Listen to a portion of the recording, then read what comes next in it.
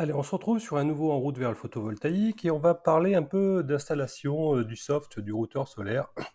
Alors je sais que vous pouvez trouver déjà l'excellente vidéo de Guillaume, mais je me permets de peut-être rajouter quelques éléments où ça peut être une source de complément, d'information, et également avec les dernières versions de Platformio, vous pouvez trouver quelques différences. Donc vous allez trouver dans ma vidéo peut-être des éléments qui vont permettre de vous débloquer de la situation.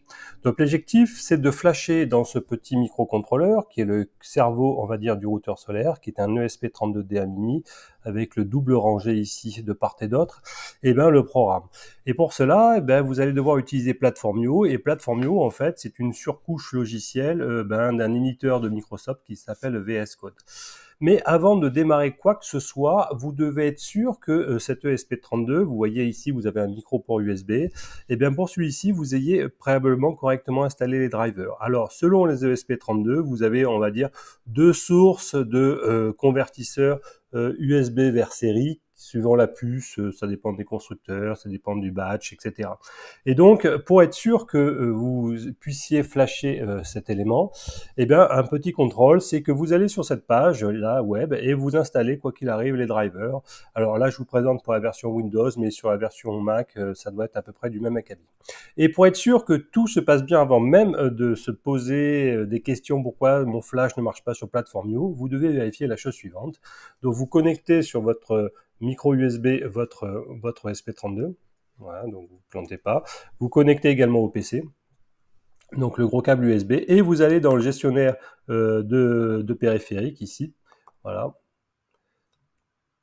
Alors, qui doit se trouver par là. Et vous devez voir si vous avez préalablement correctement installé les drivers dans la partie PORTCOM.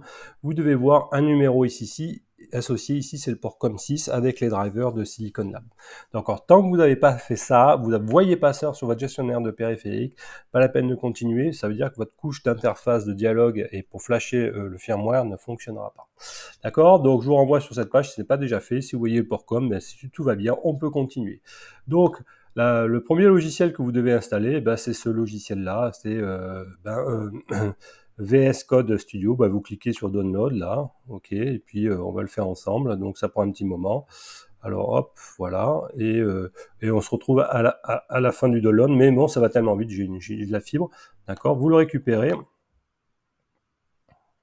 voilà, affiché dans le dossier. Donc le temps qu'il analyse un peu, voilà, vous le récupérez, hop. Et vous le mettez dans votre répertoire de travail. Et ici, moi, je vais l'appeler routeur solaire. Je le copie et vous lancez l'exécution. D'accord? Donc, on va l'installer ensemble. Et puis, voilà, en temps réel. Donc, sur ce PC, il n'y avait pas ce logiciel-là. Donc, vous acceptez, je comprends. Et puis, vous cliquez sur suivant. Vous installez tout par défaut. Voilà. Et puis, vous pouvez ouvrir avec le code, tant qu'à faire, et créer un icône sur bureau. Allez, c'est pratique.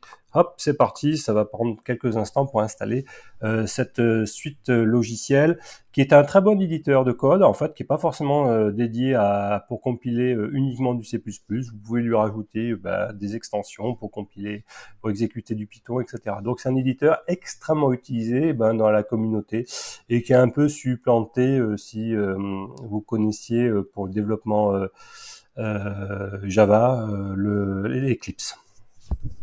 Donc voilà, donc entre PyCharm et ça, c'est pas mal. Donc on va lancer le logiciel. Voilà, donc c'est ce qui va être fait. Et une des premières étapes, ça va être d'installer Platformio. Alors on attend l'exécution, voilà, que ça se lance la première fois, blablabla, etc. Donc voilà, il y a plein de messages parce qu'il va vous mettre des pop-up, etc. Et bien bon, on va maintenant installer Platformio. Alors une fois qu'on est là, eh bien vous allez cliquer sur extension ici. Et puis vous allez taper Platformio. Oups, avec un Platformio. Voilà, vous cliquez dessus. Et vous installez, vous cliquez sur Install. Alors moi, je l'avais déjà préalablement installé, mais vous devez avoir un onglet ici Install, d'accord? Donc vous cliquez ici sur ce double carré, vous commencez à taper PLA, et puis normalement Platform IDE va apparaître. Vous cliquez sur Install, d'accord?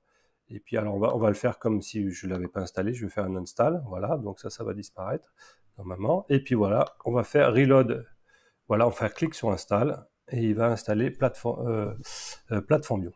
Donc une fois que vous avez ça, normalement, vous devez redémarrer, mais vous avez un onglet avec une petite tête qui apparaît ici. D'accord? Donc c'est nous. Donc maintenant, vous avez tout pour compiler le firmware. Reste à récupérer le code des bidouilleurs. Alors rendez-vous sur la page du GitHub, du bidouilleur routeur solaire. Et normalement ici, vous avez de quoi télécharger. Vous cliquez sur code et vous cliquez sur download zip ici, boum, on va le télécharger.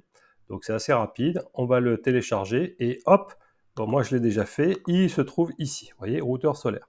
Donc qu'est-ce que vous faites? Eh bien, vous allez cliquer bouton droit. Alors avec un Windows de base, vous avez de quoi dézipper, mais sinon moi j'ai 7zip pour dézipper et je fais extraire ici. C'est ce que je vais faire. Il va décompresser tous les fichiers nécessaires. Voilà. Eh bien, qu'est-ce qu'on va faire maintenant? Vous voyez, vous avez les fichiers ici. On va retourner sur Platformio et vous allez faire un file, voilà, et vous allez faire Open Folder ici, voilà. Et qu'est-ce que vous allez faire? Vous allez pointer là où vous avez venez de dézipper votre fichier. Donc moi, il se trouve dans le répertoire Home Assistant et routeur solaire qui se trouve par là. Alors, où c'est qu'il se trouve? Vous allez le voir, vous allez le voir, vous allez le voir. Alors, ça se trouve plutôt vers la fin. Alors, on va pas perdre du temps quand même. Forcément, je viens de le voir. Voilà, il était là, voilà. Et puis, vous cliquez dessus, voilà, Master, vous faites sélectionner le dossier. Et là, il va vous monter tout ce qu'il faut. Voilà, il va aller chercher tout ce qu'il faut. Et notamment, vous allez voir qu'il vous a créé quelque chose ici, routeur solaire, et puis il va vous mettre plein de messages, etc. Bon, il va vous demander d'inviter des choses, etc. Et donc, vous avez en fait l'arborescence de tout le code source. Et ce qui va nous intéresser, c'est surtout le fichier plateforme ini qui se trouve à la racine, d'accord? Et quand vous cliquez sur la petite supérieure, vous allez dérouler également le code qui se trouve à l'intérieur du répertoire SRC. Et le deuxième fichier qui va m'intéresser, c'est source ici, source settings.h ici que vous trouvez là, d'accord?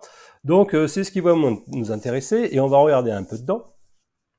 Et vous avez par les commandes dsdefine mis en mauve ici, plein d'options qui sont par défaut utilisées, donc qui vont être utilisées, donc compilées dans le programme.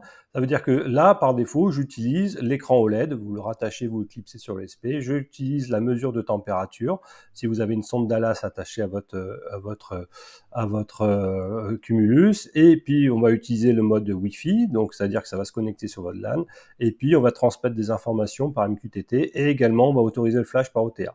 Donc si vous voulez supprimer par exemple une option, par exemple, moi j'ai pas d'écran OLED, vous mettez 2 anti-slash ici pour mettre en commentaire.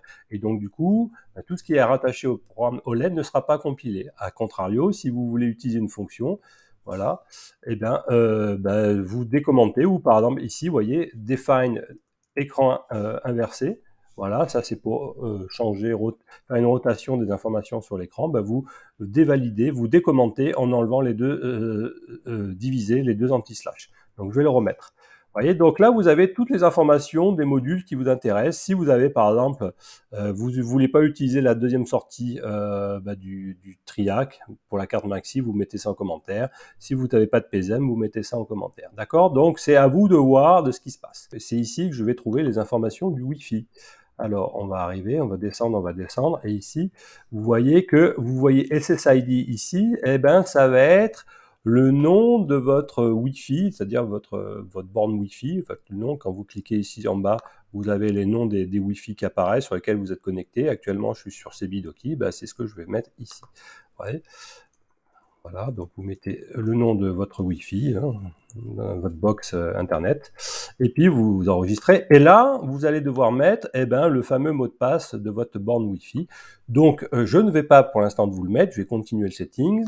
Ce qui va être intéressant ici, ça va être le MQTT serveur. Si vous avez donc activé l'option MQTT, ça va être typiquement l'adresse IP locale de votre broker MQTT. Typiquement, si vous avez du Home Assistant, c'est l'adresse IP de votre Home Assistant. Et pour moi, c'est 2. Vous voyez, c'est 1.2. Et là, il va falloir mettre le mot de passe et l'utilisateur et le mot de passe de votre broker MQTT. Moi, c'est sans les points d'exclamation et les étoiles, comme ça, voilà. Hop, et vous enregistrez. Flashez les éléments dans via Platformio, pardon, et vous allez cliquer sur la petite tête de fourmi ici, là, hop, Et ce que vous voyez ici, c'est ces deux projets, enfin deux options, qu'est-ce que comment dire ça? C'est deux environnements de compilation et de test, on va dire, qui s'appelle routeur solaire et routeur solaire OTA. Donc on va commencer par routeur solaire, tout simplement. Vous cliquez sur le point d'exclamation, il va vous dérouler un peu toutes les options de compilation, de build, de test, etc. qui sont associées. Et on va retrouver notamment build, upload, monitor, upload and monitor, etc. et clean et clean up. Donc la première fois, par exemple, pour tester votre environnement, vous pouvez par exemple cliquer sur build et il va juste compiler tout le code source et on va vérifier que ça se passe bien. Donc la première fois, ça sera un peu long parce qu'il va éventuellement chercher les librairies, les dépendances qu'il a besoin. Donc vous voyez ici tous les sources qu'il est en train de compiler. Donc ça peut prendre peut-être 2 minutes la première fois, mais évidemment les autres fois, comme ça sera déjà précompilé, et ben ça sera beaucoup plus rapide. Et ce qu'il faut savoir, c'est que pour flasher le programme sur votre ESP32, en fait, il y a deux bouts de programme qu'il faut installer. Le programme principal, qui est, on va dire, l'algo de régulation, donc la régulation sur les informations de courant de votre batterie. Et puis un autre bout de programme qui va être stocké dans ce qu'on appelle le SPIF de l'ESP32, qui va être la partie web pour aller dialoguer avec et interfacer, changer des paramètres de votre routeur solaire. Donc ça va être assez intéressant. Donc vous pouvez flasher l'un ou l'autre dans l'ordre que vous voulez, mais par contre il va falloir flasher les deux. Donc je suis toujours en phase de compilation. Vous voyez, ça peut prendre un peu de temps la première fois, hein, mais il n'y a pas de souci. Et voilà, on va arriver bientôt au bout. Voilà, vous avez les messages en jaune, ne vous inquiétez pas, c'est quelques warnings. Donc rien de bien grave, mais ce qui ne gênera pas du tout à l'obtention du firmware. Donc quand vous voyez ici firmware.elf, c'est que vous êtes bientôt sur la fin. Donc c'est le pré-dernier fichier avant l'obtention du fichier .bin, qui est le produit final de votre compilation de la plateforme Mio, ou en fait pour n'importe quel ESP32 d'une manière générale. Donc on va arriver à la fin du build, et là il n'y a aucun flash, hein, c'est juste recompiler, voir que ça se passe bien, que vous avez bien installé votre suite logicielle, et vous avez vu quelques étapes, il n'y a rien d'intéressant. Voilà, success, et vous voyez un moment firmware.bin, ça veut dire que tout va bien. Donc si vous voulez par exemple l'envoyer, donc la partie programme de régulation principale, vous branchez votre ESP32 dans votre port USB, voilà, tac. Et puis vous cliquez sur Upload ici, tac. Voilà, et puis là, tout va bien, il va commencer à flasher dedans les choses. Donc il va dire qu'il va recompiler, mais ça sera beaucoup plus rapide puisque nous l'avions fait déjà une fois. Voilà, tac, vous voyez, il arrive directement au point bin. Et puis là, il est en train de flasher. Attention, il est en train de flasher via le câble USB. D'accord? Donc, rien de bien sorcier également. Donc, on a fait la moitié du programme. Voilà. Donc, là, tout se passe bien. Le port COM, après le flash, est libéré, il n'y a pas de souci. Et puis là, normalement, si tout va bien, il va se connecter, en tout cas, essayer de se connecter à votre Wi-Fi. Donc on va voir si j'ai bien rentré. Vous voyez, il s'est connecté sur le CBDoki avec le mot de passe qui va bien. Et il m'a bien attribué, regardez cette adresse, c'est votre adresse IP locale sur votre réseau local Internet. D'accord? Donc celle-là, il va falloir bien la mémoriser. Donc je suis en 1.39, d'accord? Je la mémorise parce que je vais devoir l'utiliser. Et puis, vous avez le RSSI, enfin en tout cas les mesures de température, moins 47 dB en RSSI, puis moins 127 degrés, parce que ça veut dire que la sonde Dallas n'est pas connectée. Donc, vous avez les trames par défaut. Et ce qui est important, quand vous avez cliqué sur moniteur, pensez bien à tuer le moniteur, parce que sinon, vous n'allez pas pouvoir reflasher, d'accord? Donc, pensez-y, cliquez sur la corbeille, et là, clac, vous tuez la tâche de moniteur. Donc, nous avons flashé la première partie du programme, il nous reste à flasher la partie serveur web, et ça, vous allez cliquer sur Upload File System Image, d'accord? Et bien, on va cliquer dessus. Donc là, il va juste compiler les éléments du serveur web, voilà, tac, tac, tac, tac. Et puis, une fois que c'est fait, eh ben, il va me les écrire sur le SPIF de cette ESP32. Donc là aussi, ça prend pas énormément de temps, c'est pas beaucoup de choses, mais en tout cas, c'est écrit. Voilà, success, tout va bien.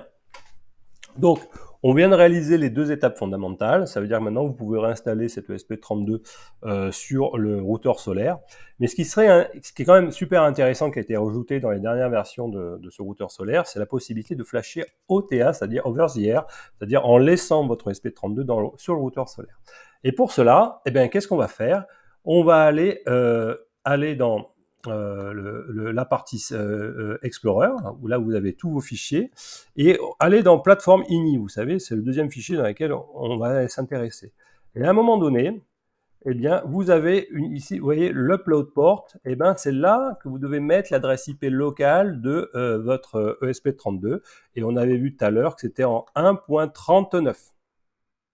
Donc je le modifie et je l'enregistre, je fais CTRL-S, ça sauvegarde les choses.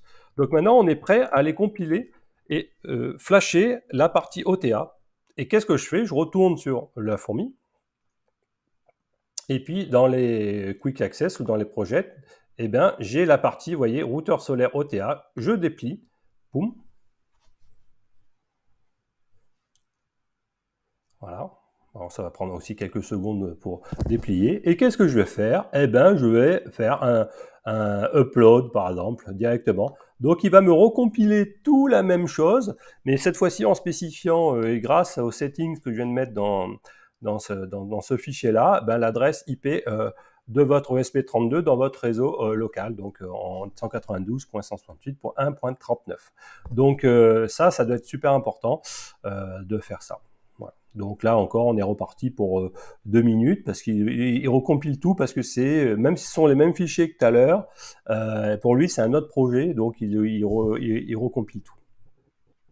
Donc c'est pas très long non plus, hein. Vous voyez, hein, je vous le fais en temps réel, c'est quand même tout à fait raisonnable. Donc je vous rappelle que la procédure en ETA, ça permettra de flasher votre firmware sans rien toucher sur votre routeur solaire, pas besoin d'aller brancher le câble USB, etc. Il restera en poste, et ça c'est absolument génial. D'accord? Alors, le conseil que je vous donne, vous voyez cette adresse IP en 192.168.1.39, si vous savez manipuler, je vous conseille d'aller sur la page web de votre routeur, de votre box Internet, pour fixer cette adresse, c'est-à-dire ce qu'on appelle la fixer, c'est-à-dire la bloquer avec dans la liste des adresses IP dans ce qu'on appelle dans le DHCP. Voilà, si vous savez faire ça, c'est bien. Comme ça évite que cette adresse IP, elle vadrouille, etc. Ça restera bloqué à cette ESP, et votre routeur solaire lui attribuera toujours la même adresse IP, et donc vous n'aurez pas de souci dans le flash en ETA. Allez, regardez, vous avez vu, là, je suis en train de flasher, et vous voyez, c'est une procédure un peu différente, et ça, c'est pas par le câble USB, ça passe par le Wi-Fi. Hein, même si là, en fait, là, le câble USB, il me sert simplement à alimenter en 5 volts l'ESP. Mais le programme se flash par le Wi-Fi. D'accord? Donc ça, c'est super intéressant. Et est-ce que j'ai besoin d'aller reflasher également le file system en OTA? Non, sauf si... mais vous pouvez le faire, hein, on peut s'amuser à le faire d'ailleurs. Parce que s'il y a le serveur web qui a été mis à jour, des pages web, eh ben, c'est bon de le faire. Mais voilà, ça y est, c'est le file system image OTA. On va voir, ça fonctionne.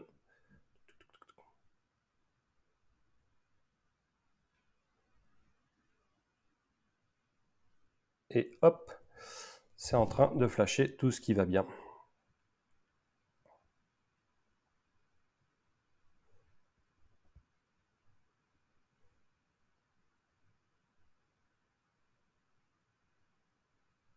Et normalement, je devrais avoir un file flash successfully à la fin de l'upload.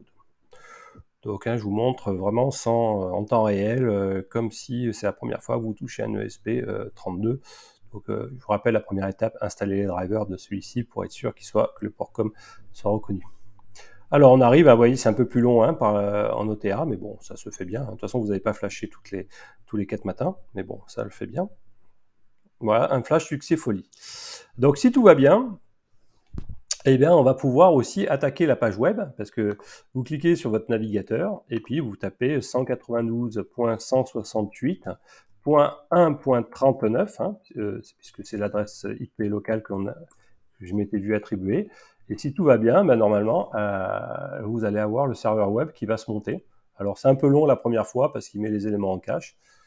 Et c'est lui qui l'envoie. Hein. Donc, mais vous inquiétez pas, vous avez toutes les informations qui arrivent. Voilà, ça y est, tac, ça arrive. Et donc, vous pouvez cliquer sur les marches forcées ou non. Vous voyez, vous avez les différents paramètres hein, de votre page web. Donc, pas mal de ces paramètres sont aussi modifiables par MQTT, mais bon, voyez, vous avez le système. Donc oui, vous cliquez sur l'utilisation de 2 sorties, soit par puissance 0, soit par température, enfin bref, toutes les options. C'est ici qu'il faudra mettre les coefficients pince, le 0 pince, etc. Bref, tout ce qui est lié à votre chimie de votre batterie et à la calibration de votre panne d'essai. Si oui ou non vous utilisez un relais statique, etc. etc. Et quand vous enregistrez, n'oubliez pas d'enregistrer ici, paf, etc. D'accord? Donc moi, je ne vais pas le faire parce que les valeurs, pour l'instant, elles sont bonnes. Vous savez que je n'ai pas encore reçu ma batterie, mais donc je reviendrai. Voilà, alors j'espère que cette vidéo vous sera utile. C'est du step by step, vous voyez, dans un nouveau PC Windows pour flasher cet ESP32. Je n'ai plus qu'à aller le reclipser sur la carte du routeur solaire. Allez, je vous dis à bientôt.